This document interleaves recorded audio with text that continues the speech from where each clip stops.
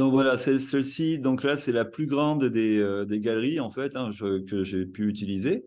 Donc c'est parce qu'il y a enfin, il y a 54 cartes dans le jeu, et même un petit peu plus. Voilà, donc c'est pour ça que j'ai utilisé celle-ci.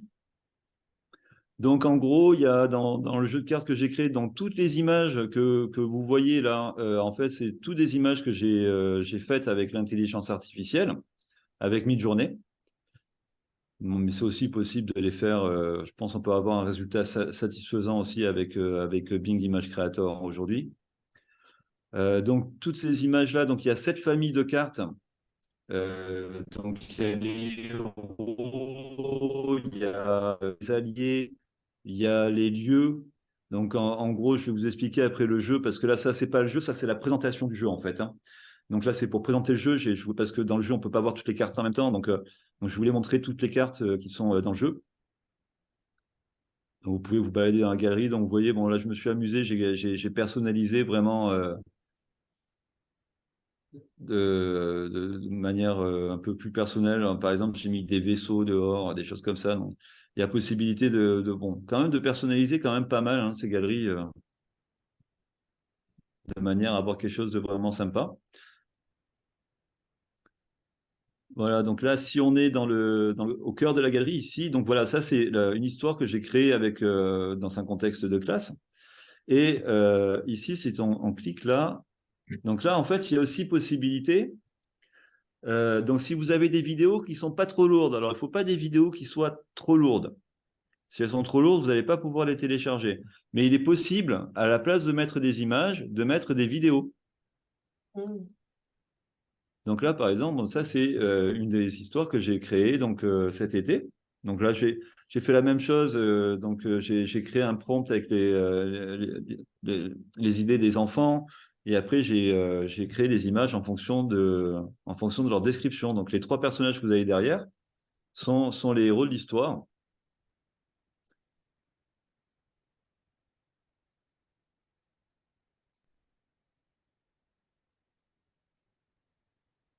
Donc le montage, là, je l'ai fait avec Canva, tout simplement, hein.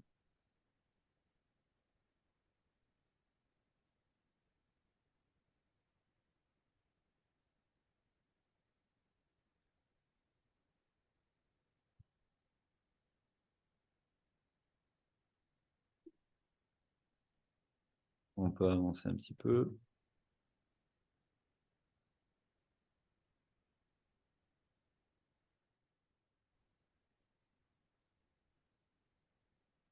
Donc voilà un peu le jeu, puis le résultat qu'on peut avoir avec le jeu. Puis maintenant, je vais vous montrer comment y aller au jeu.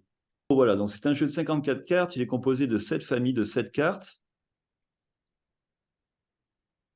Et il y a un plateau de jeu qui est composé de 5 cartes. Donc, qui vous permet après de faire le déroulement de l'histoire, en fait, hein. Donc le but du jeu, c'est d'imaginer en gros un pitch d'histoire qui vous permettra après de faire votre prompt pour ChatGPT.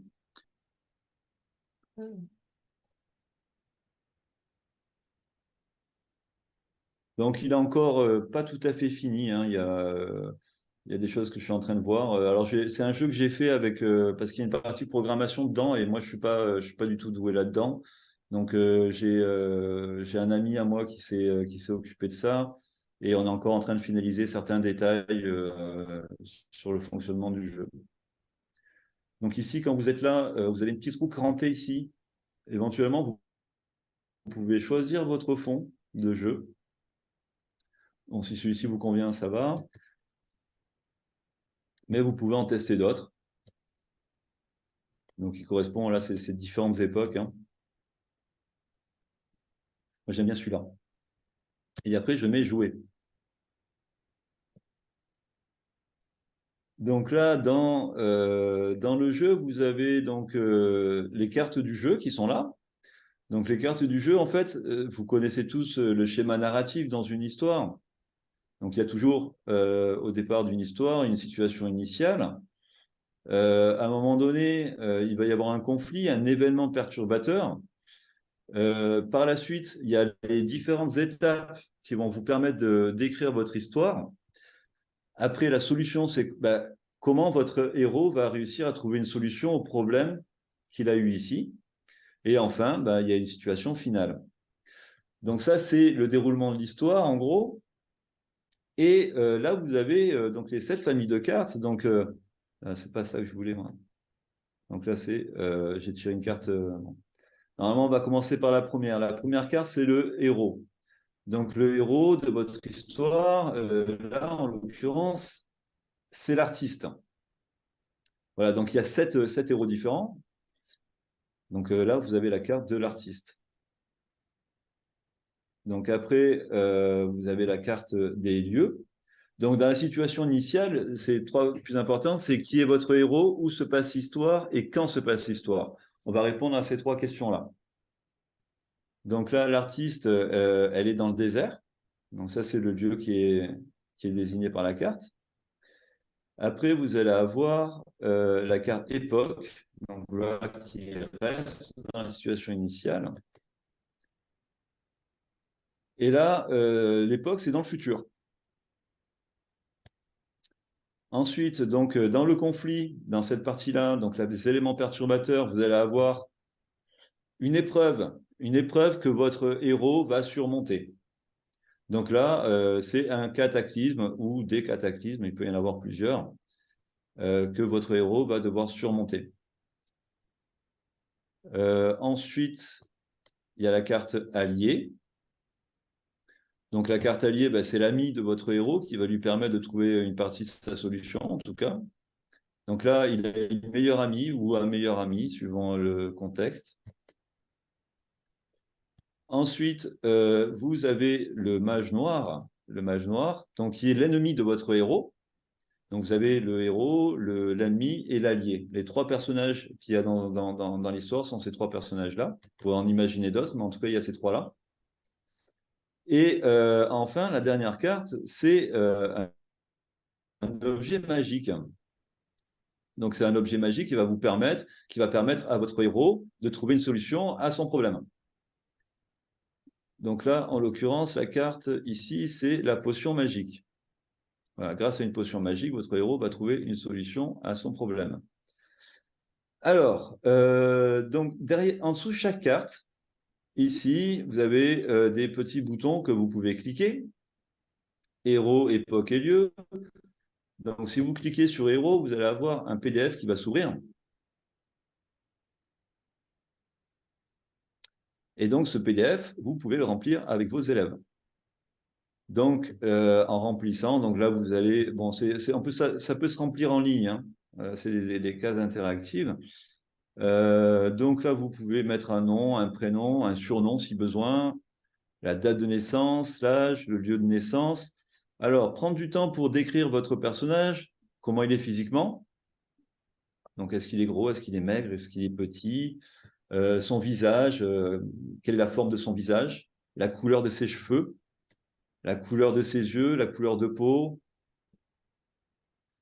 la garde-robe, alors comment il est habillé, de quelle couleur, est-ce qu'il a des accessoires esthétiques, est-ce qu'il a un tatouage, est-ce qu'il a une boucle d'oreille, est-ce qu'il a des équipements et accessoires, est-ce qu'il a, je sais pas moi, un pistolet, un sabre, que sais-je, est-ce qu'il a des caractéristiques surnaturelles.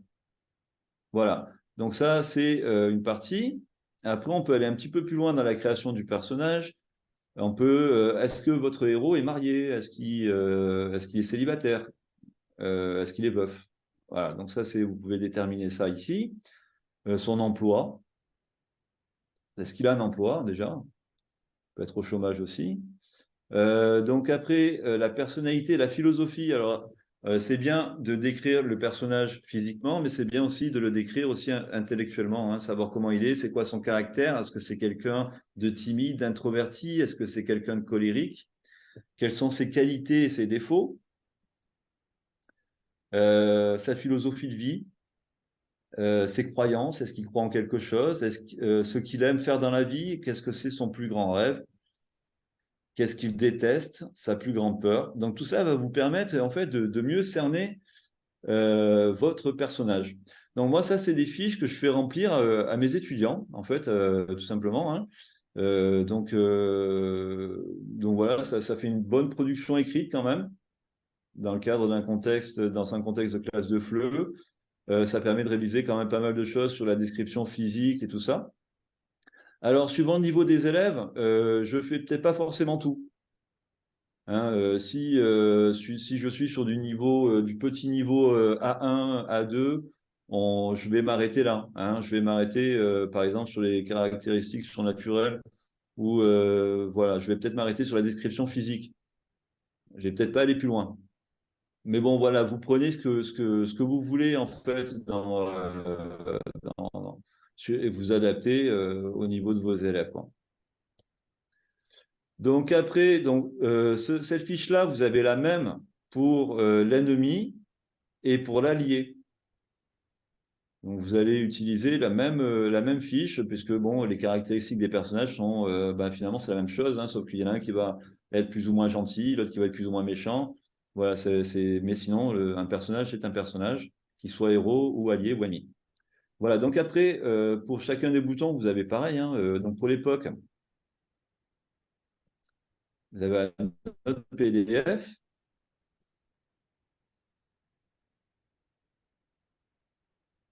Alors, sur l'époque, alors c'est évident que si vous avez, par exemple, un personnage qui est un pirate et qu'il est dans le futur, ça va pas être le même pirate que s'il évolue au Moyen Âge. Voilà, donc le contexte est très important dans l'écriture d'une histoire. Donc le côté, voilà, l'époque peut, voilà, donc décrire le contexte de l'époque, ça peut être aussi intéressant si par exemple si vous êtes si vous avez tiré par exemple la carte du Moyen Âge, peut-être d'inciter vos élèves à aller peut-être sur Internet et dire mais qu'est-ce qui s'est passé à cette époque-là? Qu'est-ce qui est intéressant de dire sur le Moyen Âge en France ou ailleurs, mais en tout cas, c'est intéressant d'en connaître un petit peu plus et d'inciter aux élèves d'utiliser l'outil informatique pour aller chercher des informations. Donc, le contexte général de l'époque et donc de sortir aussi les faits marquants. Alors, si par exemple, si on est de nos jours, par exemple, on va dire le fait marquant, c'est la création de l'intelligence artificielle. Si c'est, par exemple, dans les années, je ne sais pas si votre histoire se passe à la préhistoire, ça va être la découverte du feu, et ainsi de suite. Donc, c'est inciter un petit peu à faire de la transversalité entre différentes disciplines. Là, c'est d'aller chercher des choses historiques. C'est sûr, si vous avez la science-fiction, après, c'est encore autre chose. Hein. Après, c'est à vos élèves d'imaginer qu'est-ce qui va se passer dans le futur. Mais voilà, donc là, toujours, c'est dans le cadre d'une production écrite, qui peut être intéressante. Donc après, vous avez la fiche du lieu. Donc là, dans le lieu, son pays, d'écrire dans quel pays il vit. Est-ce qu'il vit en France? Il peut vivre ailleurs aussi. Hein. Il peut, voilà, donc décrire le pays où il vit, ça peut être un pays imaginaire aussi. Sa ville ou son village. Alors, votre personnage fera, voilà, toujours, c'est toujours intéressant quand on décrit son personnage de décrire le contexte dans lequel il est, puisque ça va déterminer ce qu'il est. Donc, si votre personnage est français, il ne sera pas forcément pareil que s'il est esquimau, par exemple. Hein. Donc, il y aura peut-être des différences. Décrire son habitation. Ça peut aussi dire beaucoup de choses. Si par exemple, vous avez tiré un prince, mais vous avez choisi que ce prince vive dans une petite cabane. Bon, il a peut-être, voilà, ça veut dire beaucoup. Ça veut peut-être dire que, en fait, ce prince a perdu sa royauté. Voilà. C'est le début du roi Arthur. Je ne sais pas si vous vous rappelez, mais l'histoire du roi Arthur, par exemple, commence comme ça. C'est le roi Arthur n'est pas dans un château, hein, je crois. Il naît dans une famille pauvre. C'est après qu'il devient le roi Arthur quand il va sortir l'épée. Voilà. Donc, mais si voilà, le contexte est qu'il naît dans une petite maison et il va après être dans un château. Donc, c'est toujours intéressant d'écrire l'habitation de votre personnage et puis ça va faire travailler l'imaginaire aussi de vos apprenants. Donc, est-ce que votre personnage a un lieu préféré? Est-ce que, voilà, ça c'est toujours intéressant pour comprendre comment il est à l'intérieur. Est-ce qu'il aime, par exemple, se balader au bord de la mer ou est-ce qu'il a, je ne sais pas, moi, est-ce qu'il aime aller au supermarché ou j'en sais rien, ça peut être n'importe quoi en fait, hein, mais voilà, c'est toujours intéressant de se poser ce genre de questions. Et voilà, est-ce qu'il y a un endroit qu'il déteste? Voilà, peut-être il déteste aller au supermarché ou à l'hôpital. Voilà, expliquez pourquoi. Et est-ce que dans votre histoire, il y a un lieu insolite? Voilà. Voilà. Donc, toutes ces fiches-là servent à faire travailler la production écrite. Alors, c'est des choses qu'on peut très bien faire à l'oral. Moi, c'est quelque chose que j'ai fait en ligne aussi. Ça a bien fonctionné, plutôt bien fonctionné. Ça peut se faire à l'oral en ligne. Ça peut être l'occasion d'échanger. Et puis, ben, après, ben, de nous remplir la fiche pour les enfants. Parce que là, moi, je travaillais avec des enfants qui étaient un petit peu petits, qui avaient un peu du mal à écrire. Voilà, c'était plus simple que je prenne moi le contrôle en fait de l'écriture et que je travaille beaucoup plus sur l'oral et je leur posais des questions à chaque fois. Je leur demandais de me écrire le personnage, voilà, nana. Après, je demandais d'écrire l'époque, le lieu. Ça nous a pris une semaine à faire tout ça, hein. Donc ça, c'est l'histoire. La première histoire que je vous ai montrée que j'ai faite avec des apprenants en flammes euh, qui sont en Australie. Et voilà. Et ils se sont éclatés à faire ça. Vraiment, c'était une super expérience. Ils ont vraiment passé du bon temps. Et voilà, donc c'était assez riche de faire ça avec eux. Donc là, on est sur l'épreuve. Donc l'épreuve, c'est votre héros va forcément rencontrer un problème. Sinon, il n'y a pas d'histoire à raconter s'il n'y a pas une épreuve à surmonter. Donc les circonstances de l'épreuve, alors qu'est-ce qui se passe, qu'est-ce qui est arrivé? Il faut décrire les causes comment ça s'est passé, les causes et les conséquences. Donc les causes, comment les choses sont arrivées et les conséquences sur votre héros. Si par exemple, par exemple, il y a un cataclysme dans votre histoire, il faut expliquer que, ben, par exemple, c'est à cause du réchauffement climatique que ce cataclysme a été possible. C'est voilà, une hypothèse, mais voilà. Essayez de trouver une cause, une origine, en fait, à ce problème-là. Et les conséquences sur les héros, ben, par exemple, il habitait au bord des mers, et puis la mer est montée, puis il a perdu son habitation. Voilà, donc je dis n'importe quoi, mais l'intérêt, c'est de faire travailler l'imagination et que ça soit à l'oral ou à l'écrit, en fait, c'est aussi de faire travailler l'imagination de vos apprenants à travers un contexte imaginaire.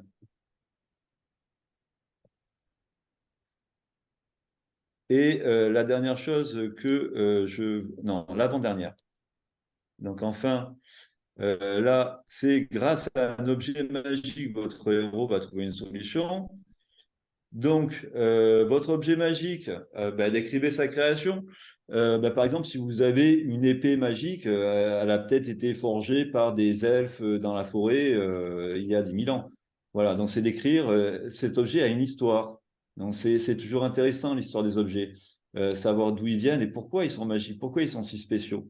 Donc voilà, essayer de trouver une origine ben, un peu fantastique, hein, puisque ce jeu-là est quand même destiné à écrire des choses fantastiques. Donc essayez de trouver une origine magique, une origine fantastique à votre objet. Donc après, son pouvoir magique. Alors pourquoi cet objet est si spécial? Bon, ben là par exemple, l'exemple que j'ai mis, si c'est une lampe magique, elle contient un génie. Voilà, donc si c'est une épée, ben, grâce à cette épée, il va pouvoir couper des montagnes ou des rochers. Voilà, donc trouver un pouvoir magique à votre objet. Si c'est des chaussures, ben, ces chaussures vont lui permettre de voler, et ainsi de suite. Donc, quel est le pouvoir qui rend cet objet si spécial? Car c'est grâce à ce pouvoir-là que votre héros, votre personnage principal, va pouvoir trouver une solution pour surmonter son problème.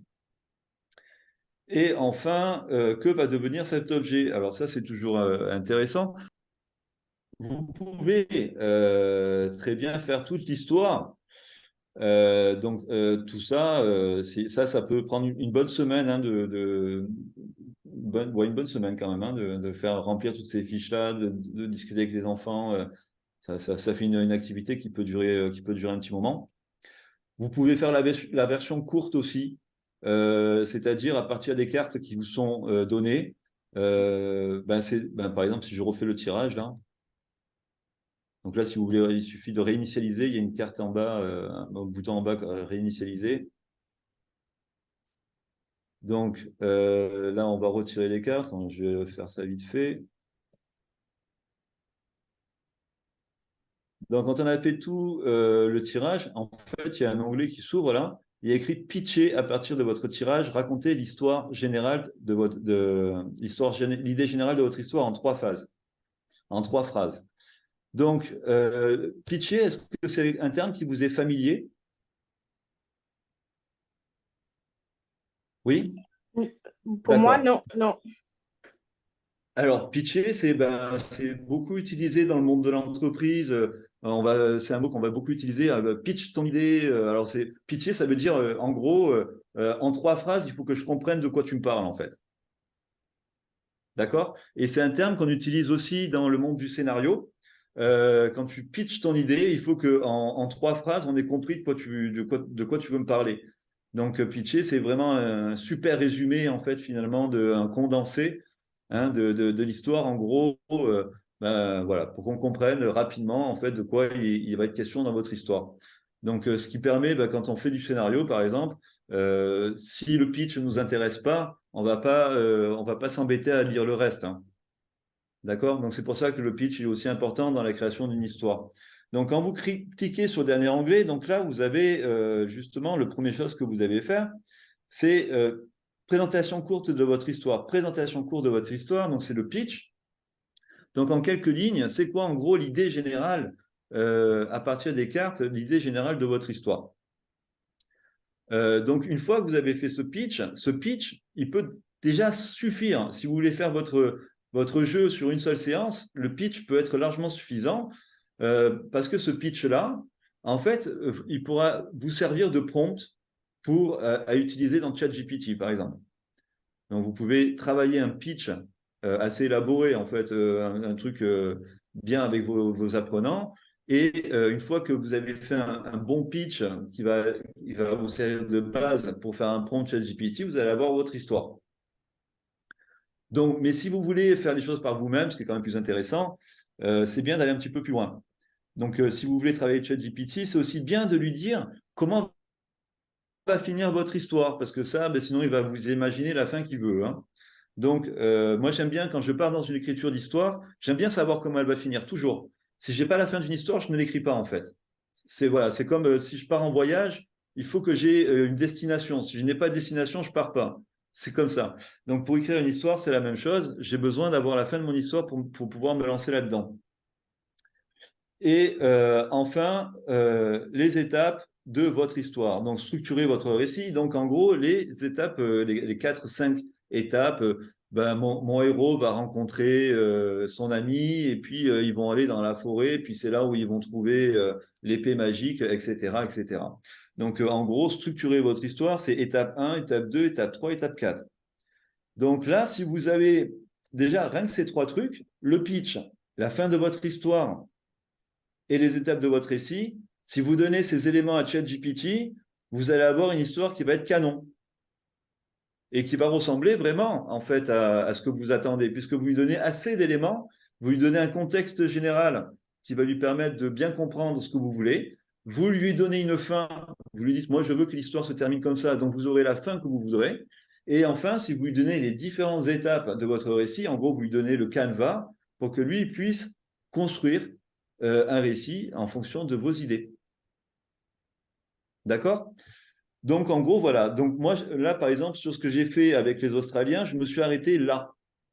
Je ne suis pas allé plus loin parce qu'ils sont trop petits pour aller plus loin. Donc, déjà, j'étais content. J'avais réussi à avoir un pitch. J'avais réussi à avoir la fin de l'histoire. Et en gros, les étapes Alors, si j'arrive là, je suis content. Mais après, si vous travaillez avec des un peu plus grands, vous pouvez continuer. Et là, suivre chaque étape, c'est-à-dire décrire la situation initiale, le conflit, les aventures avec les différentes étapes qui sont décrites, et enfin la solution et la résolution du conflit, la situation finale. Donc là, vous abordez toute la structure du schéma narratif que vous allez retrouver dans 99% des histoires.